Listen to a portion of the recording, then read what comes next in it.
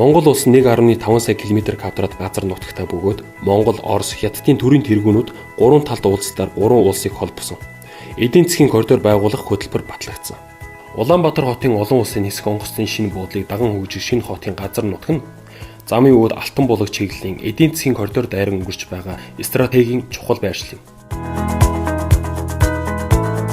Монгол улсын засгийн газрын шийдвэрээр Төв аймгийн Сэргэлэн сумын нутагт хөшгийн хөндөд Улаанбаатар хотын шинэ нисэх буудлыг барихаар төлөвлөж 2006 оноос нисэх онгоцны буудлын тээзүү холбогдох зураг төслийг боловсруулж бүтээн байгуулалтын ажил 2013 оны 6 дугаар сараас эхэлсэн бөгөөд 2019 онд ашиглалтанд оруулахаар ажиллаж байна. 2013 оны байдлаар дэлхийн хэмжээнд 87 нисэх буудлыг дагсан хот байна. Олон улсад нисэх буудлыг даган бий болж буй хотууд бизнесийг татах хүч болж байна. Бид батлагдсан зургийн даалгаврын дагуу Солонгос улсын Инчэн хот, Тайван улсын Таян хот, Хятад улсын Зинзав хот, Арабын нэгдсэн Эмират улсын Дубай хот, Нидерланд улсын Амстердам хотын Шипхол нисэх буудлын хот, холбооны бүгд найрамдах Герман улсын Франкфурт, Америкийн нэгдсэн улсын Форвард нисэх буудлын хотуудын хөгжлийн туршлага төлөвлөлтийн онцлогуудыг судалсан.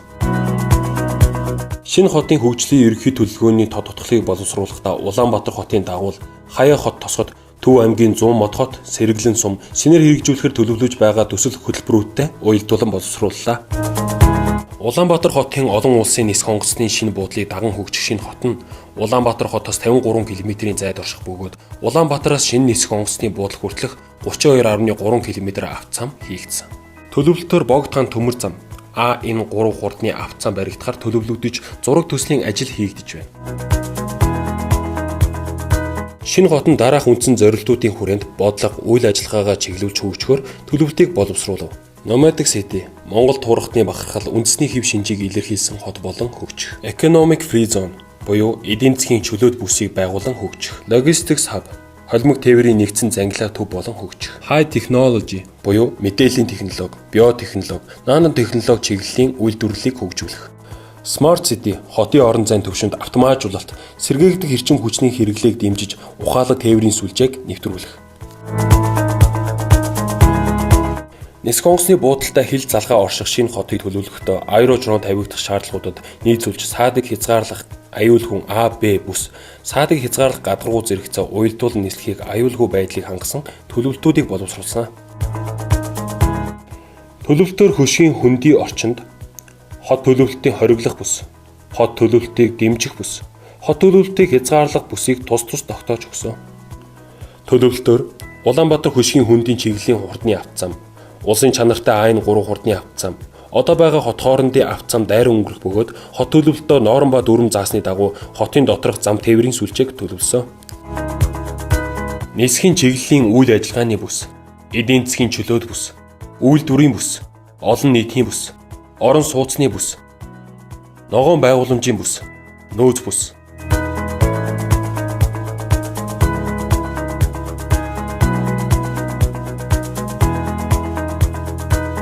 Шинээр төлөвлөж байгаа LTR шугамыг одоо байгаа төмөр замтай холбож Аэро City, Сонгон 21 өртөө, Улаанбаатар хот, Хонхор, Майдар City, Төв аймгийн 100 мод хот, Аэро City гэсэн чиглэлээр явуулах юм.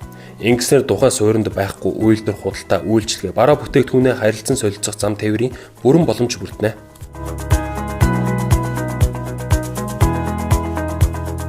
Амралт зугаалга олон улсын үзэсгэлэнгийн хэсэгт олон улсын үзэсгэлэн худалдаа, автомашины тойруулга, гольфийн талбай, морин тойруулга, морин аялал бүхий аялал жуулчлалын хэсэг.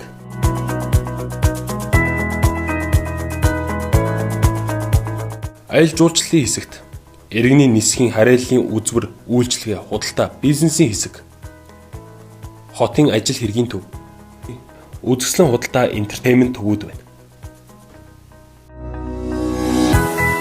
Олон улсын бизнесийн төв, олон улсын нисэх онгоцны буудал, офис, банк, санхүүгийн байгууллага.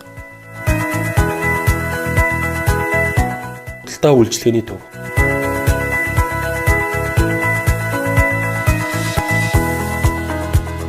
Орон сууцны бүс. Тус бүсэд шинэ хотын суурьшлийн бүсийг байгуулах бөгөөд эхний ээлжинд нисхийн болон нисхийн үйлчилгээ дагсан ажилчдын орон сууцыг байгуулна. Хүн амын суурьшлийн бүсэд хот төлөвлөлтийн норм ба дүрм заасны дагуу нийгмийн дэд бүтцийн цэцэрлэг, сургууль, эмнэлгийг төлөвлөж өгсөн. Авто замын тээвэр логистикийн бүс 104 талбайд байх бөгөөд олон улсын хурдны А3 хурдны авто замтай уялдуулж төлөвлөлтийн байршлыг сонгосон. Богдхан төмөр замын төлөвлөлтийн хөлбөртэй уялдуулж төмөр замын тээврийн логистикийн бүсийг 167 талбайд байх бөгөөд цаашид үйл ажиллагааг нь өргөдөх боломжтой нөөц талбай хамт төлөвлөв.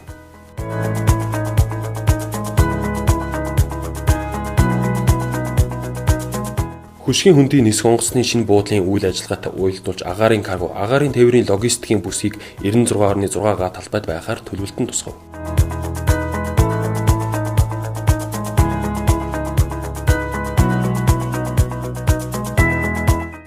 Нисэх онгоцны буудлын аюулгүй байдалд аэродром тавигдах шаардлагын дагуу шинээр төлөвлөж буй хотод өндөр технологийн үйлдвэрийн бүсийг төлөвлөсөн бөгөөд биотехнологийн бүсийг 38.5 талбайд, нано технологийн үйлдвэрийн бүсийг 24.8 талбайд, мэдээлэл технологийн үйлдвэрийн бүсийг 59.4 талбайд,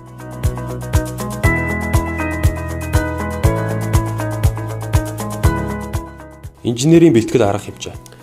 Нисэх онгоцны шинэ буудлын төлөвлөлтийн дагуу 9.5 км урт үерийн даланг байгуулсан бөгөөд төлөвлөлтөөр нэмж 7.1 км үерийн далд суваг, 26.1 км үерийн ил суваг байгуулнаа. Усан хангамж. Шинэ хотын усан хангамжийн хоногийн хэрэглээ 11,000 м3 хүрэх бөгөөд эхний ээлжийн бүтээн байгуулалтыг одоо байгаа 800 м3 хоног хүчин чадал бүхий их үүсвэрээс хангахаар төлөвлөлтөндөө тусгав. Дулаан хангамж. Дулааны эрчим хүчний нийт хэрэглээ 186.5 ГКал цаг ба одоо байгаа дулааны станцын дэргэж чинээр их үүсвэр барьж төвлөрсөн дулаан хангамжийн нэгдсэн сүлжээ байгуул. Ариутгах татварга. Цэвэрлэх байгууламжийн нийт хүчин чадал нь 10,000 м3 хоног байх ба энэ байгууламжийг хэрэглэнээс хамааруулан эхний шатанд одоо байгаа 800 м3 хоногийн хүчин чадал бүхий цэвэрлэх байгууламжийг ашиглана. Цэглэхэн хангамж. Төлөвлөж буй 110-35-10 кВт-ийн дээд өртөөг төвийн бүсийн цэглэхэн дамжуулах сүлжээ их тойрог 110 төслийн сонгон 220-110 дээд өртөөнөөс 110 кВт-ийн цэглэхэн дамжуулах агаарын шугам татаж холбоно.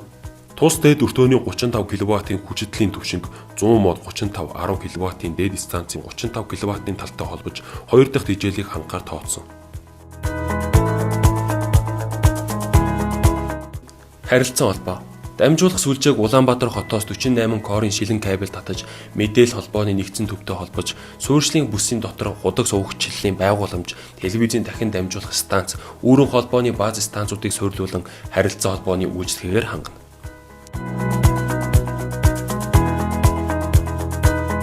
Нисэх буудлын одоогийн суйрлагдсан нисэх зурвас нь жилд 22,000 агаарын хүлэг, 3 сая зорчигч хүлээн авах хүчин чадалтай бол шинээр нэг зурвас нэмж төлөвлөсөн. Нийслэлийн зурвасын хоорондын зай 765 м байна. Иргэний нисхийн зориулалттай тусгай бүс. Үзвэр үйлчилгээ, entertainment төв, зочид буудал, худалдаа үйлчилгээ, спорт үйлчилгээ, үйлчилгээний цогцлбор, спорт комплекс, хурал уулзалт, офис, банк санхүү.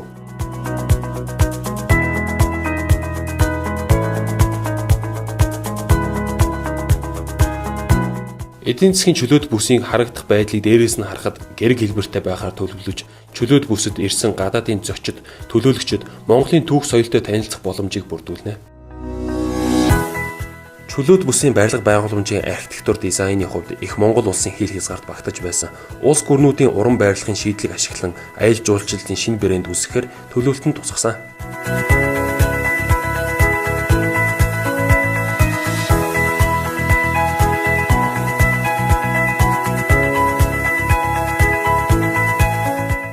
Эдийн засгийн чөлөөт бүсийг нисэх онгоцны шинэ буудал, нисхийн үйлчлэгээний AirDrop хотгонтой холбогдсон орчин үеийн PRT тээврийн хэрэгслээр холбохоор төлөвлөлтөнд тусгасан.